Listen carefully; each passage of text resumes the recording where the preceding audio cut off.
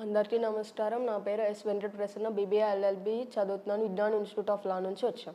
National legal service day November 9న జరుపుకుంటాం. దాని సందర్భంగా ఈరోజు మనం ఇక్కడికి వచ్చాం.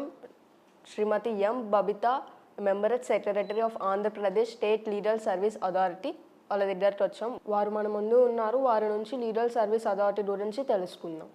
జాతీయ న్యాయ సేవల దినోత్సవం ప్రాముఖ్యత. నమస్తే అండి.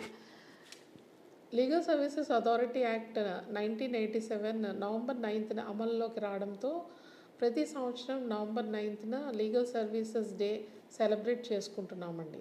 ఈ దినోత్సవం ఎందుకు ముఖ్యం? ముఖ్యంగా ఈ దినోత్సవం సందర్భంగా గ్రామీణ ప్రాంతాల్లో మరియు పట్టణ ప్రాంతాల్లోని న్యాయ సహాయం కోసం అవగాహన మరియు న్యాయ వ్యవస్థ కోసం అవగాహన, చట్టాలపైన అవగాహన కల్పించడం జరుగుతుంది. భారతదేశంలో న్యాయవాదులు ధనికులు మాత్రమే అనే అపోహ ఉంది. మరి పేదల న్యాయం కోసం ఏం చేయాలి? మీరు అపోహ అన్నారు కదండి, అది కేవలం అపోహ. ఎవరైతే పేదవారు, అతి సామాన్యులు, ఎవరికైతే ఆర్థిక స్థితిగతులు సరిగ్గా లేకపోవడం, ఇతర ఇబ్బందులు ఉన్నవారు ప్రతి వాళ్ళకి ఒక ఉచిత వకీల్ని, ప్యానల్ లాయర్ గారిని కానీ, లీగల్ ఎయిడ్ డిఫెన్స్ కౌన్సిల్ కానీ ఏర్పాటు చేయడం జరుగుతుందండి. వీరు వారి కేసు కోర్టులో చేయడం జరుగుతుంది. భారతదేశంలో ఉచిత న్యాయ సహాయాన్ని పొందేందుకు ఎవరు అర్హులు? Section 12 of legal services authority యాక్ట్లో ముఖ్యంగా ఎవరెవరు అర్హులు అని చెప్పడం జరిగిందండి. దాంట్లోని షెడ్యూల్ క్యాస్ట్, షెడ్యూల్డ్ తెగల వారు మరియు పిల్లలు, మహిళలు, ఎవరైతే బాధితురాలు ఉంటారో యాసిడ్ అటాక్లో కానీ, ఈ కస్టడీలో ఉన్నవారు కానీ, ఇండస్ట్రియల్ వర్కర్స్ కానీ, కార్మికులు కానీ, మరియు ఎవరికైతే 3 లక్షల కన్నా తక్కువ ఆదాయం ఉంటారో వారందరూ అర్హులేనండి లీగల్ సర్వీసెస్ తీసుకోవడానికి. న్యాయ సహాయం అందించడంలో జాతీయ న్యాయ సేవాధికార సంస్థ పాత్ర ఏమిటి? జాతీయ న్యాయ సేవా అధికార సంస్థ కిందనే స్టేట్ లీగల్ సర్వీసెస్ అథారిటీ కానీ, district legal services authority, mandal legal services committee పనిచేస్తుందండి. ఈ అన్ని సంస్థల ద్వారా ముఖ్యంగా న్యాయ సలహా కానీ, న్యాయవాదుల్ని కేసులు చేసుకోవడానికి కానీ ఇవ్వడం జరుగుతుందండి. అట్టడుగు వర్గాలకు న్యాయం జరిగేలా చూడడంలో న్యాయ సహాయం ఎలా సహాయపడుతుంది? స్తోమత లేని వారికి ఉచితంగా వకీల్ని ఇవ్వడం జరుగుతుందండి. వీళ్ళు న్యాయ సలహా చెప్పడము మరియు కోర్టులో కేసు వేసి వాదించడము, జడ్జిమెంట్ వచ్చే వరకు మొత్తము కేసు అంతా చూసే బాధ్యత కూడా వకీల్ మీద ఉంటుందండి. వీళ్ళు ఏ విధమైన రుసుము తీసుకోరు. ఉచిత న్యాయ సహాయ పథకాలు కింద ఏ రకమైన న్యాయ సేవలు వస్తాయి?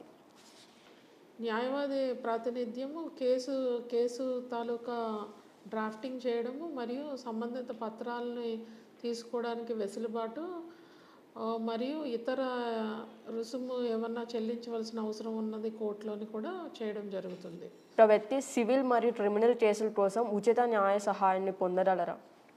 తప్పకుండా అండి. సివిల్, క్రిమినల్ కేసెస్లోని న్యాయ సహాయం ఇవ్వడం జరుగుతుందండి. భారతదేశంలో న్యాయ సహాయ వ్యవస్థ యొక్క పరిమితులు ఏమిటి? పరిమితులు అంటూ ఏమీ లేవండి. ఇప్పటికీ 4 దశాబ్దాలుగా లీగల్ సర్వీసెస్ సంస్థలు అన్నీ అంచెలంచెలుగా పనిచేయడం జరుగుతుంది. అతి పేదవారికి, సామాన్యులకు కూడా న్యాయం చేరువలో ఉందండి. భారతదేశంలో న్యాయ సహాయం నిధులు ఎలా సమకూరుస్తుంది? స్టేట్ గవర్నమెంట్ మరియు సెంట్రల్ గవర్నమెంట్ వారు ఇవ్వడం జరుగుతుందండి. న్యాయ సహాయ పథకాల నుంచి వచ్చే ఆదాయం ఆధారంగా అర్హతకు సంబంధించిన ప్రమాణాలు ఏమిటి? ఎవరికైతే 3 లక్షల కన్నా అతి తక్కువ ఆదాయం వస్తుందండి వాళ్ళందరికీ అర్హత ఉందండి న్యాయ సహాయం పొందడానికి. న్యాయ వ్యవస్థ న్యాయ సహాయ సేవల అమలును ఎలా నిర్ధారిస్తుంది? గౌరవనీయులైన హైకోర్టు వారి పర్యవేక్షణ అధికారంలోని స్టేట్ లీగల్ సర్వీసెస్ అథారిటీ కానీ, డిస్ట్రిక్ట్ లీగల్ సర్వీసెస్ అథారిటీ కానీ, ఈ మండల్ లీగల్ సర్వీసెస్ కమిటీ కానీ చేస్తుందండి. మరియు ప్రిన్సిపల్ డిస్ట్రిక్ట్ జడ్జి వారు చైర్మన్ డిఎల్ఎస్ఏ కింద పనిచేస్తూ ఉంటారు. న్యాయ సహాయాన్ని ప్రోత్సహించడంలో న్యాయ కళాశాలలు ఏ పాత్ర పోషిస్తాయి? కళాశాలల్లోని కానివ్వండి, కాలేజీల్లో కానీ, యూనివర్సిటీస్లో కానీ లీగల్ ఎయిడ్ క్లినిక్స్ ఎస్టాబ్లిష్ చేయడం జరిగిందండి. కొన్ని చోట్ల లీగల్ ఎయిడ్ క్లబ్స్ కూడా పెట్టడం జరిగింది. ఈ క్లబ్స్, క్లినిక్స్ ద్వారా చట్టాలపైన అవగాహన కల్పించడము, వాళ్ళ హక్కుల కోసం చెప్పడం కూడా జరుగుతుందండి. దీంతో న్యాయ పరిధిలో ఉండి ఎవరైనా చక్కగా పనిచేసుకుంటూ వెళ్తారనే ఉద్దేశంతో. జిల్లా స్థాయిలో న్యాయ సహాయ క్లినిక్లు ఎలా పనిచేస్తాయి? న్యాయ సహాయ క్లినిక్‌ల్లోని ముఖ్యంగా పారాలీగల్ వాలంటీర్సు ఆ కన్సర్న్డ్ సంస్థ తాలూకా అధ్యక్షులు వాళ్ళు కూడా ఉంటారండి. వీరందరూ కలిపి ఎవరైతే న్యాయ సహాయం అడుగుతారో వాళ్ళకి సలహా ఇవ్వడం గానీ, వాళ్ళ తాలూకా ఇబ్బందులు ఏమన్నా ఉంటే వ్రాతపూర్వకంగా పెట్టి ఈ డిఫరెంట్ సంస్థలు ఉన్నాయి కదండీ! ఈ సంస్థల ముందు పెట్టడం జరుగుతుంది. న్యాయస్థానాలలో పెండింగ్ కేసులను తగ్గించడానికి న్యాయ సహకారం ఎలా దోహదపడుతుంది? కేసుల భారం తగ్గించడానికి ముఖ్యంగా కోర్టులే కాకుండానండి ప్రతి 4 నెలలకు ఒకసారి లోక్ అదాలత్లు కండక్ట్ చేయడం జరుగుతుందండి. ఇది నేషనల్ లీగల్ సర్వీసెస్ అథారిటీ వారి ఆదేశం మేరకు ఈ లోక్ అదాలత్లు ప్రతి 4 నెలలకి చేయడం జరుగుతుంది. దీంట్లోనేమో కేసులన్నీ పరిష్కరించబడుతుంది.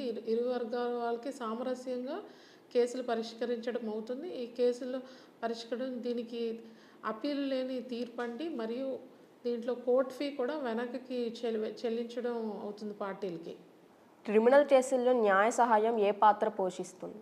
ప్రస్తుతానికి legal aid defence council scheme అనేది అమల్లో ఉందండి. నేషనల్ లీగల్ సర్వీసెస్ అథారిటీ వారి ఆదేశం మేరకు దీంట్లో ముఖ్యంగా వకీలు వారు క్రిమినల్ సైడ్ కేసెస్ ఆర్గ్యూ చేస్తూ ఉంటారు, రిప్రజెంట్ చేస్తారు. వారు మరి ఏ ఇతర ప్రైవేట్ కేసులు కూడా చేయరండి. కేవలం వాళ్ళకి ఇంట్రెస్ట్ చేసిన కేసులు చేస్తారు. వాళ్ళకి స్పెసిఫిక్గా రుసుము కూడా దీనికోసం లీగల్ సర్వీసెస్ అథారిటీస్ చెల్లించడం జరుగుతుందండి. దీనివల్ల ముఖ్యంగా ఏంటంటే నాణ్యమైన లీగల్ సర్వీసెస్ అనొచ్చు. చాలా ప్రామాణికమైన లీగల్ సర్వీసెస్ అందించడం జరుగుతుందండి. మహిళలు, పిల్లలు మరియు వికలాంగులకు న్యాయ సహాయం అందించడానికి నిర్దిష్ట నిబంధనలు ఉన్నాయా? ముఖ్యంగా సెక్షన్ 12లో చెప్పిన విధంగా ఎవరైతే దివ్యాంగులు ఉన్నారో వారికి కానీ మహిళలకి పిల్లలకి ఉచితంగా న్యాయవాదిని ఏర్పాటు చేయడం జరుగుతుందండి. వీళ్ళు సలహా చెప్పడం మరియు కోర్టులో కేసు కూడా వాదించడం జరుగుతుందండి. మానవ హక్కులను పరిరక్షణకు న్యాయ సహాయం ఎలా దోహదపడుతుంది? అంచెలంచెలుగా ఉన్న మా లీగల్ సర్వీసెస్ సంస్థలో ఎక్కడైనా ఒక అర్జీ పెట్టుకుంటే మానవ హక్కులకి భంగం లేకుండా జరుగుతుందండి. ముఖ్యంగా ఇతర డిపార్ట్మెంట్ల మీద కానీ ఎవరైనా వ్యక్తుల మీద కానీ ఏదన్నా వాళ్ళకు ఉండే ఇబ్బందులు మా లీగల్ సర్వీసెస్ మీద ఒక అర్జీ ద్వారా పెట్టచ్చండి. అది 15100 ద్వారా కూడా పెడితే ఈ మానవ హక్కుల ఉల్లంఘన అనే ప్రశ్ననే ఎదురుపడదండి. భారతదేశంలో న్యాయ సహాయం కోసం దరఖాస్తు చేసుకునే ప్రక్రియ ఏమిటి?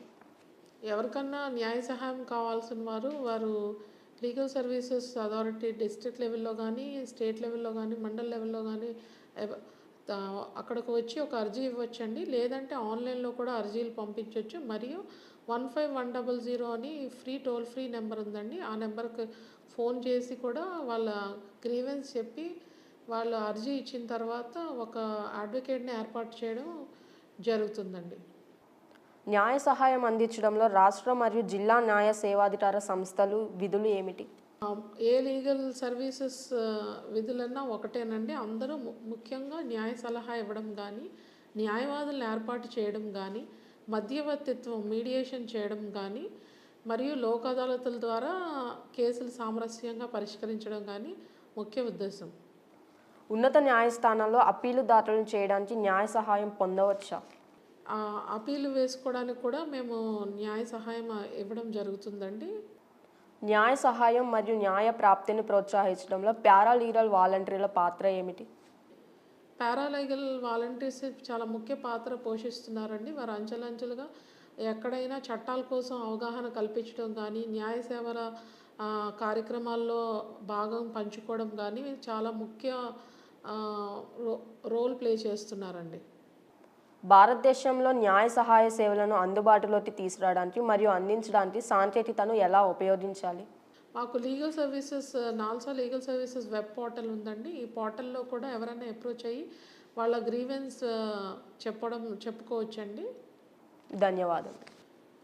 సో ముఖ్యంగా ఎవరైనా పేదవారు ఎప్పుడైనా వాళ్ళకి న్యాయ సహాయం కావాలంటే అంచెలంచెలుగా ఉన్న ఈ లీగల్ సర్వీసెస్ సంస్థల్ని వారు వచ్చి ఈ లీగల్ సర్వీసెస్ అసిస్టెన్స్ తీసుకోవచ్చండి. వాళ్ళకు ఒక వకీల్ని ఇవ్వడం కానీ న్యాయ సలహా కూడా ఇవ్వడం జరుగుతుంది. వాళ్ళకి ఎప్పుడైనా ఏమైనా సమస్యలు ఉంటే అర్జీలు రాసి కూడా పంపించవచ్చు.